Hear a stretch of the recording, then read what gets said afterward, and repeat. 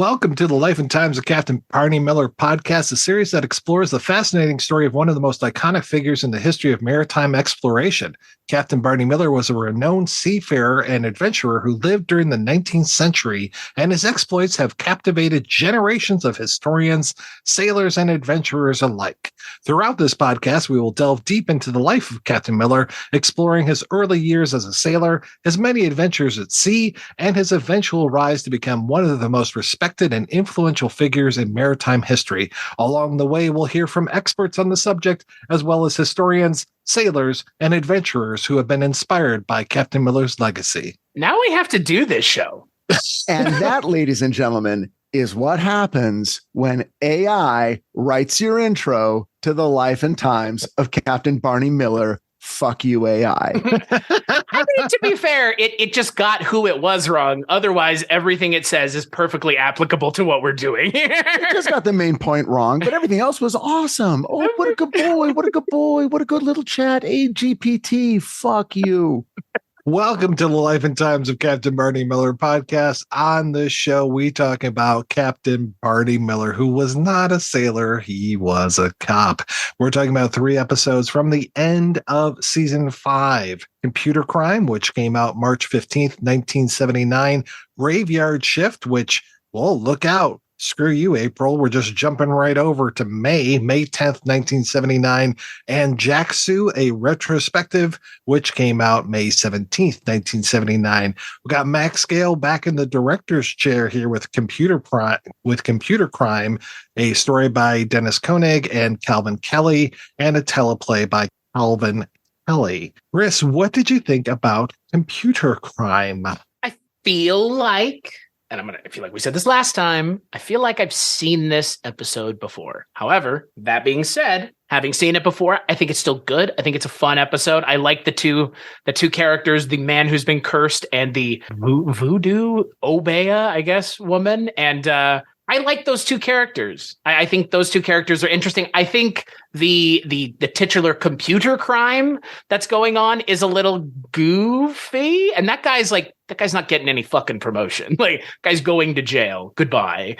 But I mean, hey, this show tends to have sometimes a little bit more of a quaint and uplifting and positive ending as opposed to the Bellevue ending, which is what it normally goes for. So this episode, I think, is fine. And special guest along for the ride, the one of those people that we're talking to about the maritime hero, Barney Miller, Mr. Richard Hatem. Welcome to the show again, sir. I'm so happy to be here. And I just want to take one more opportunity to say that AI can suck my dick. And to expound a little bit on the fact that, AI, not so good at writing the intro to this show, but maybe it could do something useful for humanity. Like, I don't know, cure cancer or figure out a way to get clean drinking water to every corner of the earth instead of hiding in the shadows, waiting to take my job as a TV writer.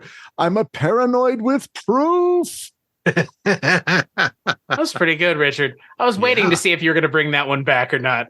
Now throw him in the fucking cell and take him to goddamn Bellevue right now. That's right, because I'm a writer, so I know how to do that. So anyway, whatever. Great to be here, man. I enjoyed. By the way, these, we're getting into 5th season. We're actually getting toward the end of 5th season. These are really fun episodes that we're talking about today, and I did enjoy this one.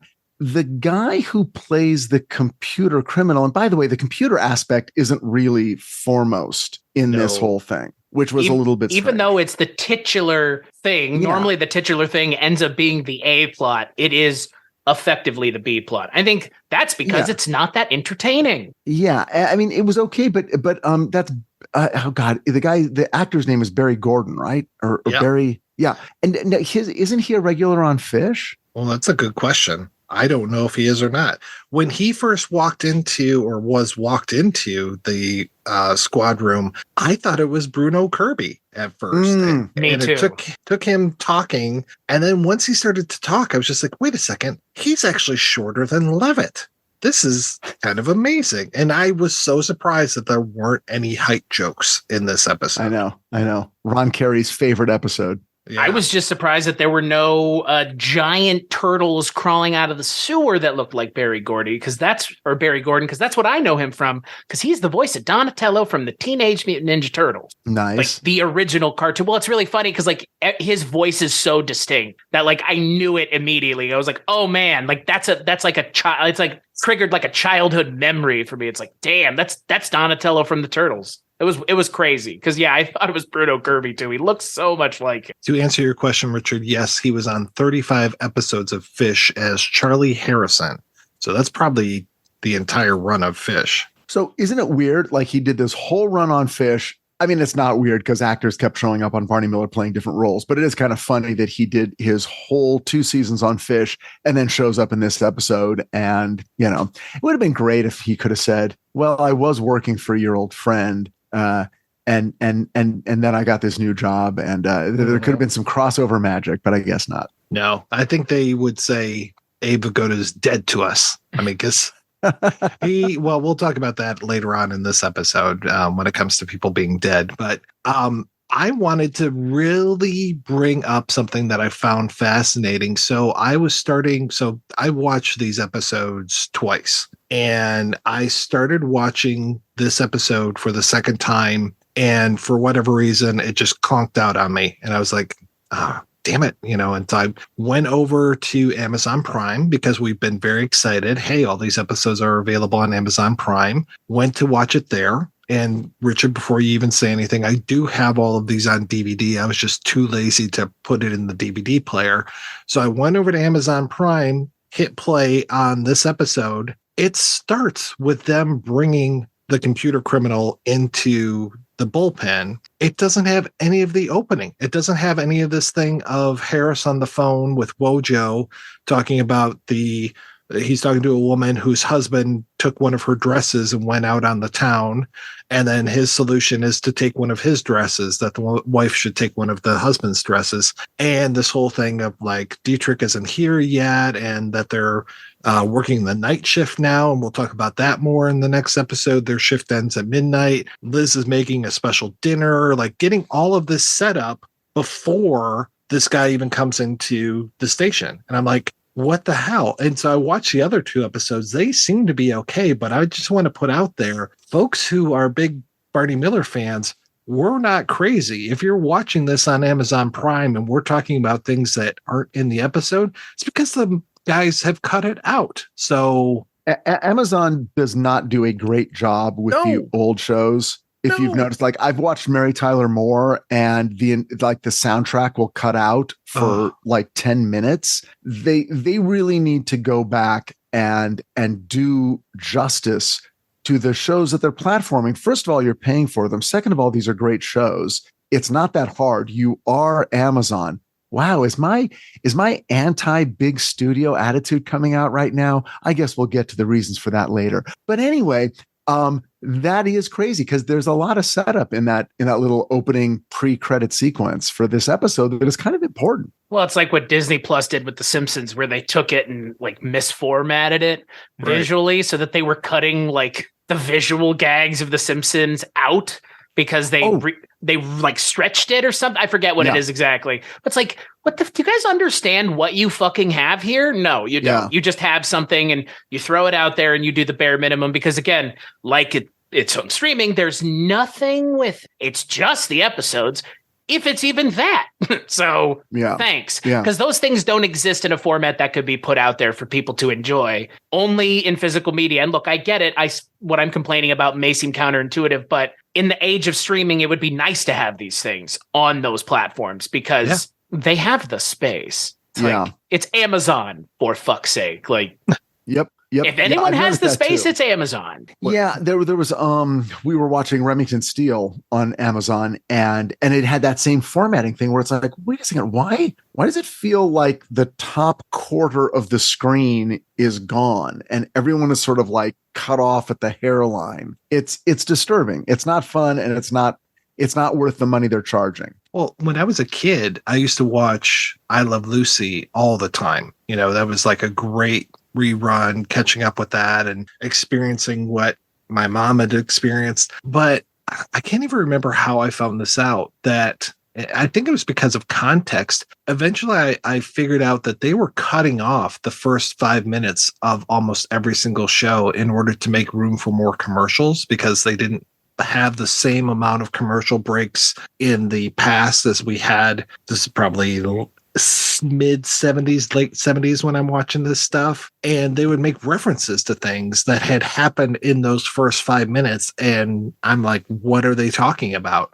And I had to eventually figure it out that they were chopping these episodes down. So now I'm really curious, if I go to watch I Love Lucy on a platform like Amazon, are they just going to have those minutes chopped out as well? Well, here's the thing, that what you're talking about happened a lot. It was very common with all syndicated shows that there would be a syndication cut, where often from a half-hour show, maybe 2.5 minutes, and from an hour show, maybe 5 minutes would be cut out for local commercials and, various local station announcements and stuff like that. And that was very common. And then there was this whole thing in the 90s and the 2000s when people were getting their favorite shows on DVD, when DVDs were becoming very popular, and people were suddenly realizing, oh, there's whole sections of episodes that I know very well, that I enjoy, where suddenly there's bonus content of, here was the actual episode. Right. And so that became, and also the movies that are run in syndication, in the afternoon or late at night, stuff gets cut out for commercials. So people are like, oh my goodness, now we're seeing the actual movie we're supposed to see. Now, you would think with the advent of streaming, that's what you would see. And unfortunately, that isn't always the case. Some streamers like Peacock make a big deal out of, well, not only are we going to give you, the Office episode that you know and love, but we're also going to offer you a super fan extended cut, which I think is wonderful. And I think that's what they should do, because that's what brings you to that home station. It's like, Peacock knows the shows that we love, 30 Rock, Office, Parks and Recs, the NBC shows, and we're going to give you a little extra. I think that is actually great customer service. And I think, Amazon Prime just kind of culls everything from everywhere and then charges you, which makes it very convenient, but you're not always getting what you're paying for. Right. I mean, the Bollywood Cinema Club is a great example of how good, how primo those subtitles can be on Indian movies on Prime Video, because holy fuck, some of those are bad, to the point where it's almost like I would even suggest you not watch the movie, because the subtitles are that, there's a better movie to suggest because of how bad the subtitles are on the other movie. And that's a Prime Video thing. That's not a hosting somewhere else and Prime directing you there. That's on Prime. So I mean, Prime Video for me was always like, what is there to watch on Prime Video? Now there are some things, Marvelous Miss Maisel, Jack Reacher. I think The Ringer was talking about how Amazon Prime is dad streaming now with Jack Reacher and what's the other one? Jack Ryan. Right. So I've seen that, but then I mean, Lord of the Rings, and we talked about that last year, Mike. So I still don't think Prime Video knows what the fuck they're doing, and this is a good example, because this is something that really could bring people in. Right. Yeah, I would say to sort of bring it full circle, Shout Factory has a lovely, Barney Miller, the entire series, plus I think it's the first season of Fish it includes, and bonus features and all kinds of stuff. So if you're a true Barney Miller fan, and I'm sure Otto Bruno would back us up, go ahead, treat yourself to the DVDs. I think it's worth it. They look pretty. They look as good as they can look, and the bonus features are fantastic. Yeah, what really stinks about this opening being cut out is this nice rapport between Wojo and Harris, and just seeing those two, because you don't tend to see them bouncing back and forth too much. We're going to get them a little bit more in the second episode, which is nice, but just them kind of joking around and being friends, and these two coworkers that have been together now for 5 seasons, going on 6. It's like, yeah, this is kind of a cool thing. And then also, like I said, we're getting set up that they're working this midnight shift, that Liz is making this dinner, that Barney wants to leave early. We get that all of that is missing. This whole thing of, I'm going to leave at 10:30, and then Wojo guilting him for leaving work early. And he's like, hey, I'm the boss. I should be able to do this, but he still feels super guilty about it. And then I was so surprised because throughout this entire episode, one of the plots, and I'm not sure if it's the A or the C in this case, but this whole thing of Barney and Liz, and this is so weird that Liz is more present now as an off-screen person than she ever was as a on-screen person. But this whole thing of him almost sexing her up on the phone, but not quite, and then always being cock blocked. I was so surprised because, Richard, now I'm no writer, nor am I an AI, but I think comedy follows the rule of threes. So when you get Levitt coming in and interrupting him, then you get Dietrich coming in and interrupting him, I thought for sure Wojo was going to come in and interrupt him, or Harris. And it's like, that never happens. Where's that third time where he's going to get cock blocked? Well, it is funny because all of that stuff happens. I guess sort of the third and final beat in the story is the mojo bag that he gets from Mabel King, which is really funny. I mean, here's the thing, we get the important stuff, which is we get Barney's point of view of where he is in his relationship and on the road to reconciliation or not with his wife. We clearly understand, like, okay, there's this thing happening and I can't fuck it up.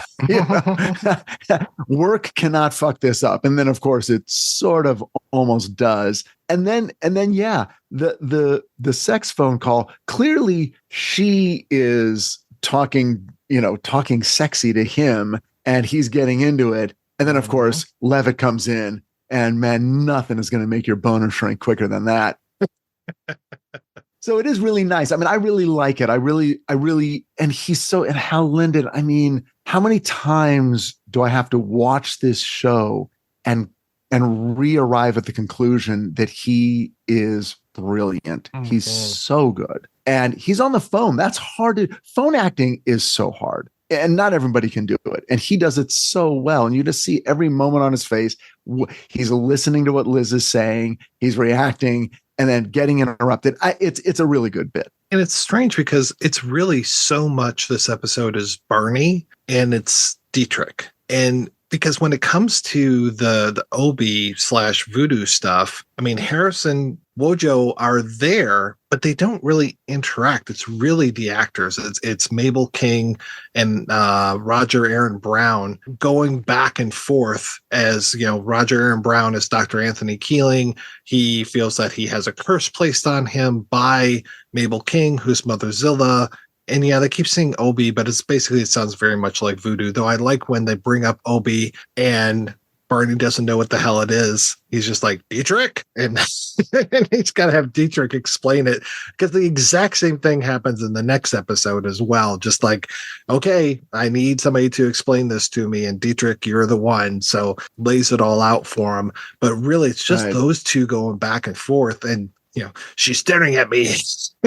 Well, it's great. It brings up this really cool thing, which is his, Harris's complicated relationship to his race. Yes. And his constant his attempts to present himself as not what you might expect in the 70s from an African-American police officer, an African-American police detective, an African-American person. So he's clear, he's a self-conscious character, the way he dresses and the way he, everything about him has a little bit of style and a little bit of he knows how he is seen. Mm-hmm. And now in this story, he's totally horrified because this well-educated PhD, Johns Hopkins doctor totally believes in voodoo. Now he's Jamaican, which sort of makes his background different from how the character of Harris grew up, obviously, but still. And I love Harris's line, contributions to racial stereotypes are not tax deductible. Love that. I love it. Mabel King, she's amazing. I kind of wish that she had a little bit more in this episode. Mabel King, I mostly know her, of course, from What's Happening as Mama, but she was also one of the best mother characters ever in The Jerk. She is so good in that. Yeah, absolutely. She's always a welcome presence on the TV screen. And then she gets a great moment where she's got the keys and Harris can't quite get the cell door open. Yes. And he's struggling, and they frame it so that you can see her sort of in the foreground holding a set of keys in her hand tightly. And then she kind of releases it and dangles them and shakes them and says, "It'll work now." And he's like, "Well, sure," because I loosened it up. And then he opens it, and of course it opens right up. So it's just a little, I mean, it's funny how Barney Miller will like do supernatural stuff every once in a while. Mm-hmm. Kenneth Teagar. I mean, yeah. every time By the he's way, on the show, like, Yeah. Didn't you get the? Well, we'll get to the succubus guy in the next episode, but that should have been Kenneth Tiger for sure. Oh gosh, yes, definitely. Yeah, the other part of this is the computer crime, the titular computer crime. And yeah, I like how angry Dietrich is getting, but Dietrich is kind of schizophrenic in this a little bit too, because not only is he very angry at this guy for doing this crime, but then he also jokes around with him a little bit. Tells him that whole thing about like, what was it, the two 1180s that are talking to each other, and he's just like, and the punchline is, not in my data bank, you don't. And then he also gets a little shout out to the X-rated version of Alice in Wonderland, which if people haven't seen that, great movie. Kristen DeBell is terrific in that, and it's a musical as well. So if you haven't seen the X-rated Alice in Wonderland, I highly recommend it. it's not surprising that Dietrich is the one who's bringing it up. Let's just put it that way. Yeah. Oh, yeah. That guy's a total perv. Yes. I do believe that an unspoken bit of canon on Barney Miller is that he's the perviest of everyone. He leaves Wojo in the dust. Oh, he's also an alien. Yeah. Confirmed canon alien. I mean, and I love his thing of, I took a glimpse, just a very cursory look at these stamps, and I reckon they're worth $500,000. It just happens to know rare stamps as well and is able to put a price tag on those. And yeah, you know, it is kind of fun that, because I get the feeling, and he does it at the very beginning, and he sort of does it all the way through, where he sort of play acts at being the tough cop with this guy all the way until the end, when he tells him, "Get out of here." Right. And you get the feeling he's not super sincere, but at the same time, it's kind of nice to see him. He's coming down on a white collar criminal. He's not coming down on some guy who was stealing a can of, tuna from the liquor store because he's starving. Dietrich would never do that. But for this guy who looks like he might get away with it, he basically decides the joke is going to be, I'm going to fuck with this guy and be bad cop. See, he does get away with it. Yeah, he doesn't get his just desserts. Oh, wait, dessert. That's a good one. That was a good line. Liz is putting on her outfit right now. I got to get home. I don't think she's putting anything on. I think it's a matter of what she's taking off, and probably putting whipped cream on herself. There you go. That's exactly what I was going to say. Yeah, it's that scene from Not Another Teen Movie. Yeah, Barbara Barry and whipped cream. I mean, there you go. I find it adorable and charming that they did a story about a man in his middle age who was excited about going home to have sex with his wife. Mm-hmm. That was a little thing I could identify with. I'm going to go home and have sex with my wife. And I'm going to take this magic bag given to me by a voodoo queen. Yes. And 2 times around the bed. Yeah, 2 times around the bed. Okay, got it. Because again, there's nothing a middle-aged man wants more than a magic device that's going to help the sex act go better. Yes, because we are very far away from the invention of anything that will help medically that way. Right. This is on Barney Miller. It's the pre-Viagra days, so you have to go to a voodoo queen. Well, back in the day, it was like a bag of chicken bones, right? Like a bag of chicken bones and some leaves, and you just shake it a couple times, and we're called good. It's your mojo. Well, I mean, hey, if you believe it, it works. There was a place in where I grew up. There was a street that had a lot of sort of Asian-based like apothecaries. This is in Monterey Park, California, and this is back in the 80s. And there was this one place that my friends and I always saw, and we always thought it was so funny because there was a hand-painted big like cardboard thing in the window explaining what they had herbs for. And when you go in these places, they've just got like these pigeonholes and like a library sort of a card catalog, just a million drawers that they open up and they take out the ginseng and they take out the yaw root or whatever it happens to be. But on the big sign, they have all the things, for, insomnia and for, whatever you were suffering. And then right in the middle, they have herbs for it. It said, potency. And the next one was impotency. And you're like, well, no, wait a second. I need the herb that's going to give me potency. No, wait, I'm sorry. I need the one that's going to give me impotency. What is this? Probably deer penis. Yeah. It's or like rhino horn. I was like, if Andrew Zimmern has taught me anything. Yes. If I take both of these things, do they cancel each other out or do they double?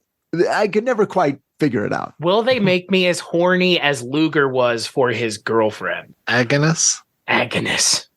You don't get a Dumont anymore. They don't make them. So good. Well, speaking of Luger, he actually shows up in the next episode, which is Graveyard Shift. I thought the actual Graveyard Shift would play into it a little bit more. Like, we get even crazier people that come in after midnight. And I'm not sure why they're working this Graveyard Shift because they normally work days. And I don't think that they give an explanation as to why they're suddenly working nights. And I'm not sure if that's going to continue in season 6 or if this is just kind of wrapping up this season with we are working, because they say that they get off at midnight in the last episode. And this one, it sounds like they are starting close to midnight and then working all night. So I don't envy them for that. We start off this one with a woman going through a mug book, which we've seen that plenty of times, but we've got Harris dictating into this little tape recorder, and he is writing his new book, or trying to anyway, called Precinct Diary. Do you like the title? Well, I prefer Blood on the Badge. Yes. Better name. It's pretty amazing because this is the beginning of that whole storyline, right? Well, he has been writing before, and there's definitely one where he had submitted something to a magazine, and it ended up being an adult magazine, right, Chris? It was that whole X-Files cigarette smoking man thing where it's like, where's the latest issue of Ramona Clef? And it's like, oh, my stories. Oh my God, they're just fucking like, yeah. But I think Harris's reaction to it was different than the X-Files one. I don't think Harris cared as much, if memory serves, but I think he's pretty proud of it. Yeah. Yeah. Cause he got published. Yeah. And then we've got, sorry, go ahead. Richard. I'm sorry, Mike, you probably, cause I can't tell, Chris, you haven't seen all these episodes in your past. No. I am enjoying and appreciating this in real time. Mm-hmm. Okay, so but Mike, you have so this is like the beginning of like Blood on the Badge. Yeah. Well, it's kind of his defining subplot that goes on for seasons. Yeah. I mean, he's been writing through this entire thing, and it's like one of my favorite jokes from Barney Miller, the whole thing of I can type one thing but be saying another thing. And that they look at the paper and it's exactly what he was saying rather than something else. But it was it's been slow, but yeah, I can see, and Richard, I haven't seen these since they originally aired, so I'm not that fresh on these, but yeah, I do remember Blood on the Badge and that he's going to be doing a lot more of this writing. But he's done this before where he's kind of slacked off and tried to, do his writing thing otherwise. But this one, I can really see Barney being very annoyed at him. Rightly so, especially when there's a bomb threat in the precinct and he's there on the recorder, 12:25 bomb threat. Well, this is the beginning of it becomes a big thing. Yeah. And it's really funny and it's really great. And it goes on. I mean, again, throughout almost the end of the series, what starts in this episode, and Wojo's reaction about like, hey, I'm always saying stupid things, and right, I'm getting in trouble for it, so I'm not, I'm a little bit wary of speaking into a tape recorder. All like issues like that come up over and over again, and you'll see as a play when I watched, I'm like, oh, wait a second, is this the beginning of that? Because I thought it started earlier, but then I'm like, well, they've got 3 more seasons after this one, so I guess it plays out throughout those. But anyway, yes, we're beginning if you know the show, we're beginning the Blood on the Badge storyline for Harris. And yeah, it's one of the best things. You guys are going to love it. Which is nice because I know, Chris, when you and I were originally talking about the show,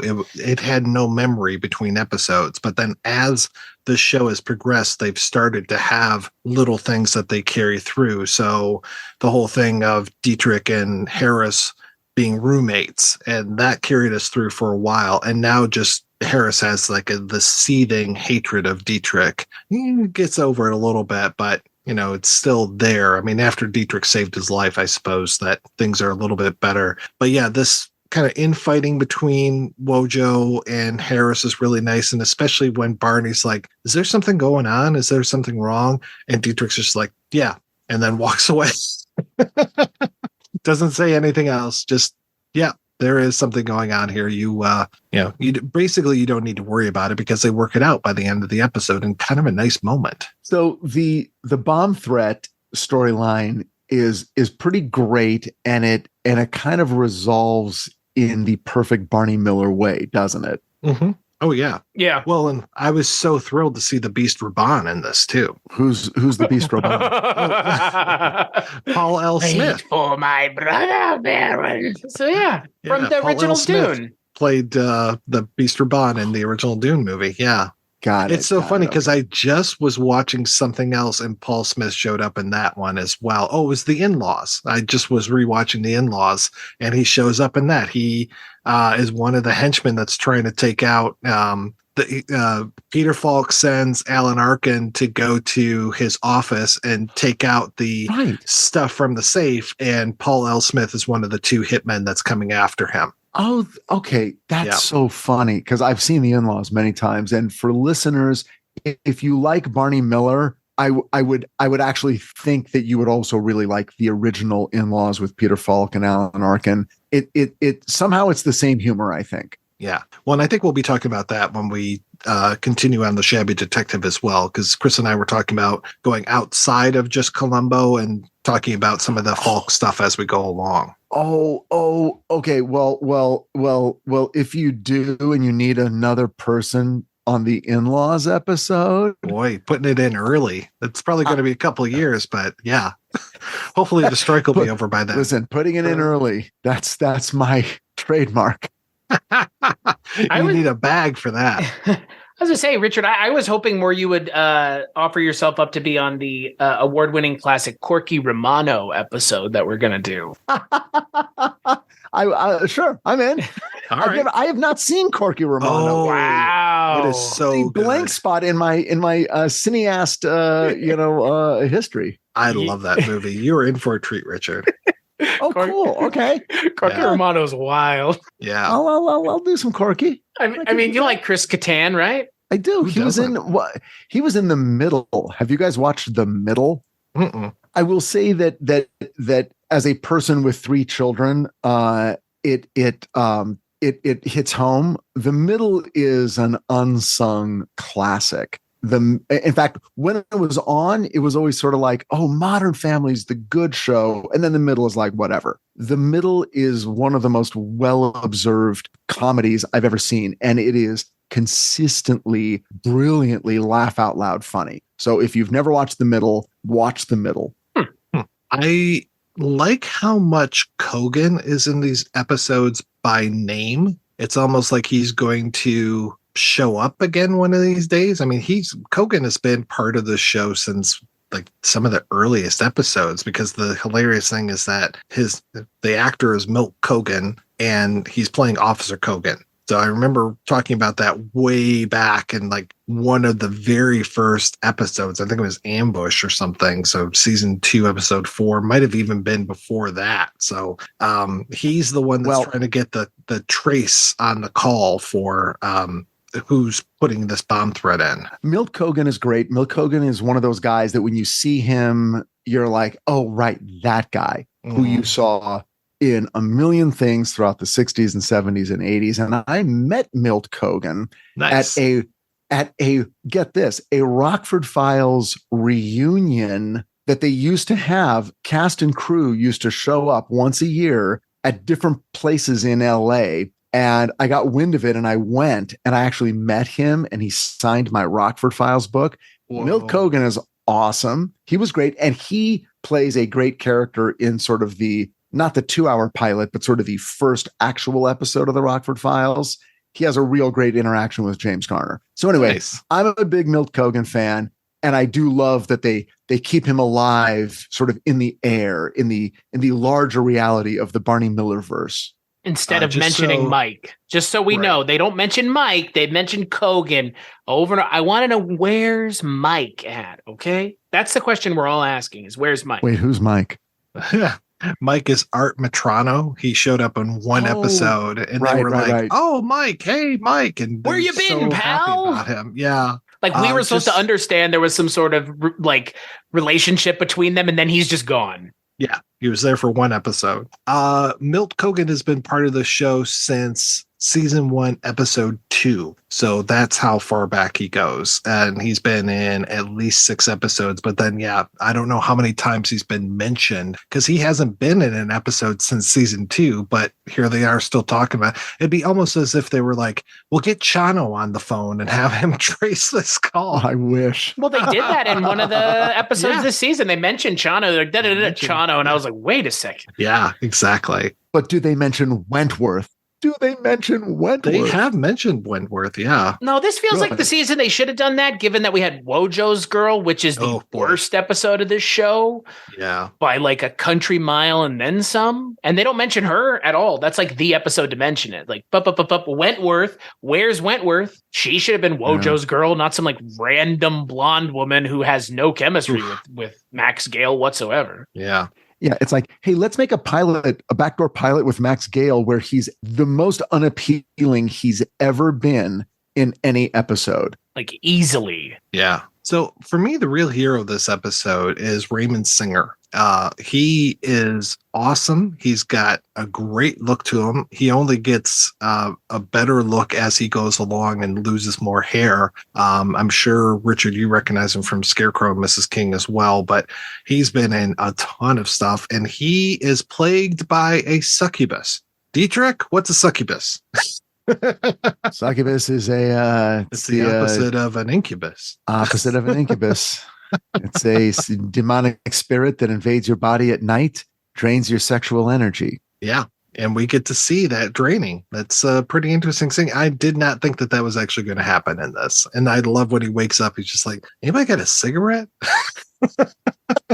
This is the guy who, if Barney Miller was being made today, that character would be Tony Hale. Oh, wow. Good call. Yeah, I could see that. Wow. Yeah. Like Tony Hale would be like 5 different characters on Barney Miller. Oh, yeah. He's chameleon like that one, isn't he? And just so recognizable as a type that you're sort of like, oh, that guy. And there's not many actors like that. But he's one that we have right now that'd be like, oh, right. He'd be on the Love Boat. Oh, God, yeah, he would. He'd be on all those things. As long as there are no loose seals, I think he'd be fine. Mm-hmm. Yeah, I really like his plot, though it's barely a plot. I mean, if anything, I'd probably call it like the C plot. Yeah, yeah. Well, I mean, it's not given enough. I mean, it's not given enough because there's not really much there. Like, well, and they shove so much into this. Like the bomb threat kind of comes out of nowhere, and then all of a sudden, boop boop, Luger alert! Here he comes. He's there, even though it's this late. He's there to support the boys, because otherwise, what's he going to do, Barn? Is he just going to sit in a dark room smoking cigarettes?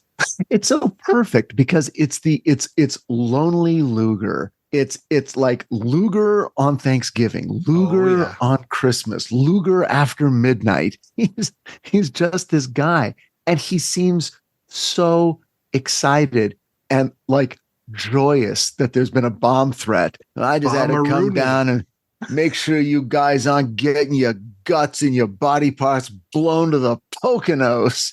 He's thrilled about it. Oh, and he's talking about all the mangled bodies in front of that poor lady who's still looking at that mug book. This Ohio tourist who's come in and gets mugged. What was it? She loses her luggage. She gets mugged. Just all of these horrible things happen to her. And she's spending the entire night at the precinct. But hey, at least it's better than watching Annie. That's fair. And Luger, it gives Luger the perfect excuse to go into talking about, Foster and Kleiner and Brownie. In this case, Foster, who who was blown up in a Packard, I think, with 6 sticks of dynamite under the seat.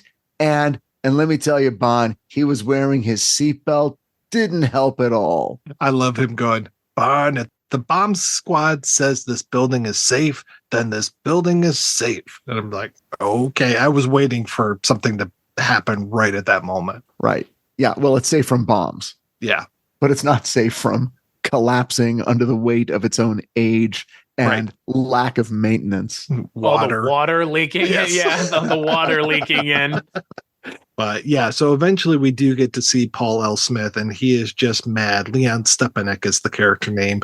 He's just mad because he lives right next door to the precinct, and he hates how loud it is, that squad cars have killed, what did he say, 4 of his cats? Not me. Yeah, and he wants the police to move. He thought it was going to be great for him to be next to a police station, and now he just hates where he's at. But I do love when Barney says, well, we had an open house a couple weeks ago. Yeah, again, an intercontextual reference. Yes. It's good. It's not just a sitcom anymore, because that's the sitcom thing, right? You got to reset it. Got to reset it. Can't have any progress here. Well, exactly. And I love how his performance was like, he wasn't it wasn't super elevated. It was actually pretty sincere. You really did get the feeling that he was just like, I thought that it was going to be great living next door to a police station, and then it really wasn't. It's like, and beyond all the noise and everything else, it's just, you don't even say hi. And then he references the opening credits. Yes. He's like, you walk by with your New York Times under your arm and you don't even say hello. Oh, that is how Barney walks in, because we see it every week. I love it. And then they freeze frame on his goofy face as he's laughing with the cops. Not this guy. He couldn't talk to the guy next door. No, he only talks to the cops. Wouldn't that be great if it was just Paul L. Smith at the beginning of every episode, him and Barney just right. Please, they recut it as a Too Many Cooks, and Paul L. Smith just keeps showing up. He's like walking down the hallway, and then they cut over here. He's coming through the door. He's in the cage with Mr. Kopechnik and all this. But he has to be dressed as the Beast for Bond. Oh, that'd be great. That'd be great. Who is this Muad'Dib? It's exactly like you spell it. It's pronounced how you spell it. Man, I mean, you could probably say all of the Beast for Bond's lines, and we'd be done in 10 minutes, if that. Yeah, pretty much. He doesn't really have any speeches. No, but he's good here. I like him really good here. Yeah. I think I like James Gregory the most out of this episode, but that's also because at this point, he's just such a welcome part of the show compared to where we started so long ago, where it was like, I don't like this guy at all. I was kind of sad, though, because he has put Agnes on the back burner, he says. So it's he's like finally coming to terms with his homosexuality. Okay, maybe. God. But they were... I mean, they hinted at it, item. Richard. They were, but they did hint at it, Richard. They kind of did. Right, Mike, do you remember what I'm... He's no AC Doocy, you know? Like, it's Richard, he's one of these guys who doth protest too much, especially when the 2 gay characters who we haven't seen in, like, it feels like a year now at least. It's like, when are these guys coming back? Because I think they come back in the last episode, but I missed them. Maybe they moved out to California. No, they have not. You guys have not covered any episode where Scanlan, I think, is like, oh, that we've gotten reports there's a homosexual in the 12th precinct. Oh no, we saw that one. That was very the Zatelli. Yeah. Okay. Oh, you did it. I was like worried. I want to blow anything, but okay, good. we know. Okay, I didn't mean to say I didn't want to blow anything. That wasn't a joke. Oh, I didn't even take it like that. Oh, Chris did. Oh, the look he gave me. I didn't take anything anywhere from anyone. Yeah. Zatelli is also, I'm surprised that they aren't having Zatelli run the race on the call, since he's actually like going to be coming back as more of a regular character. Yeah. I mean, well, he essentially replaces what Ron Carey's been doing for them, right? Right. So yeah, we don't know right now, Richard, if Ron Carey ever gets a promotion or if he's always going to be a plainclothesman who just happens to fill in. So we're going to be finding out that as we move forward with this, because like I said, I haven't seen when did this come out? 79? Like I haven't seen this since then. So Right. Well, we should observe the 40-year spoiler notice. Statute of limitations. Yeah. But we'll make it 50 years. That's okay. It's I okay. normally only do 10, but we could do 40. That's fine. Well, I'll tell you the episode I do remember very well, and that's the next one, which is Jack Soo, a retrospective. Oh, which Time to bring the mood down, everybody. Yeah, had me crying way back then, and it still makes me tear up now, man, especially the way that they end it. So this is one of the most unusual episodes of Barney Miller or a sitcom ever. Most of the time, if an actor dies, then the character dies, or the character goes on an extended hiatus and we just don't talk about them very much. But to face this head on, that Jack Soo, Detective Yamana, died 6 months earlier, it's really something that they just stop the whole thing. They end this season with a half an hour of going through. It's a clip show. It's not as obnoxious as like Family Ties when they would have their clip shows because Michael J. Fox was busy shooting a movie. This is a clip show where they are just highlighting one person and how great he was. And it's really very touching. And it's also kind of shocking that I never realized how little hair Max Gale had at this point in his life. Isn't that amazing? It's like, okay, we're all kind of stepping out of our characters now. So Max Gale's going to take off the wig. I mean, like, that's kind of incredible. Yeah. It's just about as incredible as my favorite thing in this episode, which is James Gregory's bucket hat. Oh, yeah. It's a choice. It was a choice. That's all I'm going to say. It's not the choice I would make, but he looks like he's going down to the docks later with Ralph Manza to go fishing, and Godzilla's going to pop up. It's quite a hat. Yeah. Clearly it was like, it's like if you put that on par with Max Gale taking off his toupee, then what this is like, we are revealing to you our real selves. Right. And for him, apparently that hat it's like, look, you want to see me? Okay, I'm putting on the hat. You see me out in the world, I'm wearing this hat. James Gregory may not have hair on top of his head because I've never seen him without a hat on. He's always wearing one hat kind. It's always a hat. Yeah. It's a hat. Yeah, man. True. Yeah. And but beyond taking the toupee off, apparently he also decided to dress like Han Solo. Yeah, he does. This vest on and this sort of, kind of collarless shirt or something. I'm like, what's going on? Are you about to do the Kessel Run? Hal Linden looking very good too with this suede brown jacket. They're all very good looking men, obviously, but to your point, Richard, it's like we get to see them a little, maybe dressed down a little bit. What's that bucket hat? I need to get that hat. The one thing that really didn't bother me, but it disappointed me in this episode was, so the way that it's structured, it's basically, Hal Linden, here's what happened. Nick Yamana, Jack Soo was a great friend. Nick Yamana was a great character. We're going to celebrate him.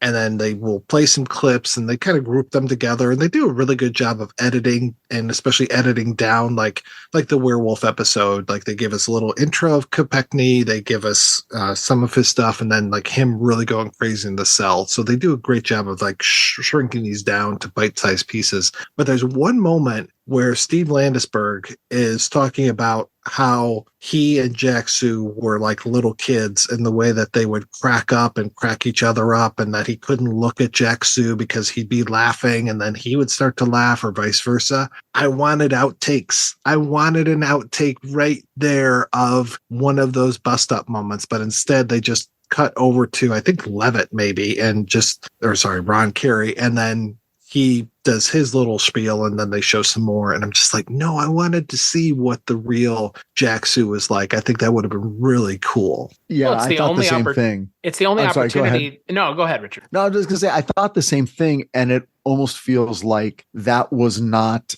outside of the Carol Burnett show, that was sort of not a thing. Yeah. To sort of show it was sort of, that's a later, almost internet age phenomenon where we're allowed to see really behind the scenes, or maybe even sort of DVDs, maybe there were some things like that where they would have a gag reel. But yeah, I wanted that too. Because we don't have that, and so we don't really get to see what it was like filming. It's funny when you were talking about how they were doing the graveyard shift, and I was like, well, maybe they decided to do that because it was 2 a.m. anyway. Right.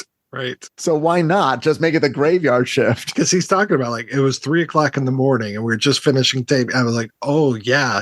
Like, I mean, I trust Otto, but just to hear it from the actor themselves, like, yeah, we're here till 3 a.m. I was like, oh my God. Well, that part really always confuses me. But again, if you've read Otto Bruno's book or if you know anything about the show, they'd be filming all night. But at a certain point, like the evening filming of a 3-camera sitcom is something that happens because they would bring in a studio audience. And so they don't do it in the middle of the day. They do it when people are available in the evenings, like a show. Mm-hmm. But at this point, they weren't filming in front of a studio audience anymore. So why they weren't able to just start at like 10 a.m. and start filming, right. I have no idea. So it sounds miserable. And I give that cast so much credit that they were walking into work at whatever, 6, 7, 8 o'clock at night. And they knew they were going to be there till 4 a.m. And they were expected to be funny, not in front of an audience, not getting any energy. And they're going to be doing take after take after take. My respect for them goes way, way up. I have to say, though, my respect goes a little bit down, given that for certain people and certain decisions that were made here with this retrospective, because Abe Vigoda's not here, right? And Abe Vigoda's presence is sorely missed because Jack Soo and Abe Vigoda realistically had way more chemistry, and they were doing a lot more playing off of one another than Dietrich or Ron Carey. And look, we know why. And it's unfortunate because, when you're the breakout star, you want to make sure that you're the breakout star. I get it. I totally get it. You're protecting your place. You're protecting your value. I understand it. But this is what happens because of it. You burn bridges. And it is a glaring omission that Abe Vigoda is not here. Yeah, to see him and to see Chano, Gregory, Sierra just there in those clips, it's like, oh man, it really reminds you because we haven't seen Chano in 4 seasons, but he still casts a great shadow on this show for me. Well, it was interesting that how Lyndon sort of made a comment that was like, look, no one actor is right. Sort of like not irreplaceable, but kind of like so indispensable that the show would end. And in a way, he was kind of acknowledging, look, we've had people leave: Wentworth, Chano, Fish, but and now Yamana. But the show goes on. But he was here from day one, and so we remember him.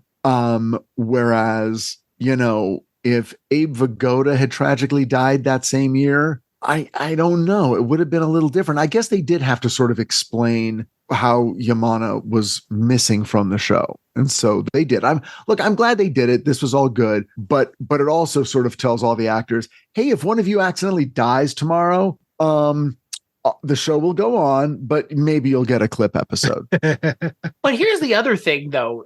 I'm sure James Gregory was shaking in his boots. Yes. To push back, though, Richard, on what you're saying, they had an opportunity to write Jack Soo out of this show, and they didn't take it. They straight up did not take it. They backed out right at the last second. And knowing what we know now, that would have been a better. I mean, I'm not saying this episode's not perfectly fine. It's on a very special episode of Barney Miller. That's what this is. But it's a weird thing because, again, like you've mentioned, Mike, it's just kind of unprecedented in a lot of ways. But for me, I wish they had written him out of the show in a satisfying way and then done this as opposed to him just disappearing. Because the reason they do this is because he disappears off the show. But what was the opportunity? Like, what was the thing? He felt underappreciated and he fucking left. He's like, fuck all y'all. I don't feel like you appreciate me. Even he put the screws to Barney because it was like, I filed this away and you got mad at me for not filing it. Something to that effect. Right, Mike? Right. Yeah. You're talking about that episode. Right. Yeah. But that was this season. Yeah. And that was one before the final time that we see him. And then he just disappears with no mention. But wait a second. But okay, I'm sorry. I don't mean to get super in the weeds here. But at the time when that episode was written, like, did they know that he was sick or that he was eventually never gonna finish out the show? Or that's the part I'm never clear on. Like, if they thought he was, they're like, well, he's sick, but he's coming back. But then he didn't come back. Like what did I forget what the Otto Bruno book said or what anyone said? Yeah, I don't think that they knew, and I think that's why I don't think that they thought that this was a chance for us to write him out of the show. I think they were just like, oh yeah, and this week Nick is mad, but don't worry, he'll be fine next week. And next week came and they did the show, and then after that, there's no more Nick. So it would have been perfect timing had they been able to take advantage of that, but unfortunately they didn't. But wouldn't they have been filming? Wouldn't this have been filmed? And they would have, I mean, again, like, we don't know when this was being released or anything, but they could have just swapped him and changed the ending of the Nick episode, right? Again, because he does leave. He goes away and you think, oh, he's left. Like, I really thought he left in that episode, you know? Mm-hmm. But I think there'd be, again, TV then was not what TV is now. And I think it would have been very strange for them to leave on even a halfway uncomfortable note. Like, he feels underappreciated, so he quits, and that's his last appearance on the show. I get a feeling they would have really not wanted to do that. Especially Danny Arnold was still there at this point, you know. So that while narratively it makes sense to us, it's like, that's a way a character might leave a show. Mm-hmm. I think they'd be really gun shy about doing that. Mm-hmm. Well, I mean, it's interesting the way they handled some of because we mentioned Chano, right? Chano is another good example of like how they've handled characters leaving, because they still mention him. So they could have even gone as far as to just keep mentioning Yamana, like, Yamana's doing this. Like, right. I think it speaks volumes to the respect that everyone on the cast has for Jack Soo, ultimately. And I think the respect among the cast, crew, everybody, and the way they talk about him so effusively, you know, obviously he was a very big part of what made the early seasons of this show really work. And like you said, Mike, it is very sad. Yeah. And I think you guys can track down, and when I say you guys, I mean listeners can track down, there's a documentary called You Don't Know Jack, which is about his whole career, which is very interesting. He's an Asian American man of Japanese descent who then plays a Japanese character, but by then he had taken on the name Jack Soo, which implies that he's Chinese, but that was a reaction to racial prejudice around the time of World War II and right after. So there was a lot of sort of racial politics that he had to navigate throughout his career. And they reference it in this retrospective episode about how he was in an internment camp and he had every right to sort of be bitter about that and how his country treated him. And yet he chose not to. And if you want to know more, check out that documentary. It gets touched on in this episode, but there's a really interesting story about the actor if you want more. Shockingly similar story to George Takei, actually. Exactly. Totally. Yeah. When they talked about that, I was like, oh yeah, because there's that George Takei documentary that's fascinating. And in Takei's book that he did in like the late 80s, early 90s, like half of the book is just devoted to his experiences in the internment camp. So, I mean, yeah, Jack Soo is in a lot of ways a testament to like just doing the good work and not worrying about all the other bullshit they have to put up with. Because again, like you said, Mike, the amount of like racial politicking, changing of his last name, changing of his identity and his ethnicity, like there were plenty of Hispanic or Italian actors that were claiming to be Hispanic or the other way around in the 80s to get cast. One of the actors in the original Nightmare on Elm Street talks about it in Never Sleep Again, where he was like, well, I was Hispanic, but I had to be Italian for this movie. Right. And it's like that, you know, again, like that's a testament to people just being like, fuck it, I want to do this. And yeah, it's bittersweet, but I'm glad that they did something for Jack Soo. You know, it's like the wise man once said, there's too many writers in Hollywood, but there's never enough Indians. Wow. Boy, you're really, really going right for the tchotchkes today, aren't you, Mike? Mm-hmm. I need that Barton Fink feeling here, and you're just not giving it to me. Like, I don't think I'm breaking the strike by talking to you guys. You are not. I checked WGA guidelines today just to make sure, and I almost sent you the link to it. There was an article today about how does the WGA strike affect your favorite podcasts. So you are in the clear. Don't worry, you're fine. We don't have a fucking union. That's why it doesn't matter. Yeah. That's we don't literally have a union, and you don't get paid for this. So there you go. We're not protected at all. Yes. And I'm not promoting anything because they've asked us not to promote. So that will not be happening on this episode. So you won't be sharing the link as usual? No, I will not. I will be sharing a very different link. A link where you can donate to the Writers Guild Fund, so that to the strike fund, so we can all continue living. Not me, I'm fine. I'm talking about the kids. The kids. For the kids. Yeah. Won't somebody think of the children? There's a lot of young writers out there having a rough time, Yeah. Uncle Richie tries to do what he can to bring a little. I'm like the Luger on the strike line. I like walk around and talk about the old days, Kleiner and Foster and Brownie. Mm-hmm. Mm-hmm. Back when I did this in 2007. Right. That's right. Yeah. I swear to God. No, I'm literally like, I just go down to the picket line because I'm lonely and my TV blew up. I just want to talk about the old days. Just be me there in my room alone at night, smoking in the dark until Susan comes home. Yeah, exactly. I've put Agnes on the back burner. I just want to talk to the kids, kind of give them a little pat on the back, I mean, I appreciate that there's a picket line, but I would be much more interested in a wicket line. Wicket E. Warwick. Yeah. That would be something to see. Wow. Chuta, dude. Yeah. Wow. Laugh it up, guys. I do have to say that they laugh it up, buzzballs is what you should have said, Richard. You missed your opportunity, and we can't go back now. There's no going back.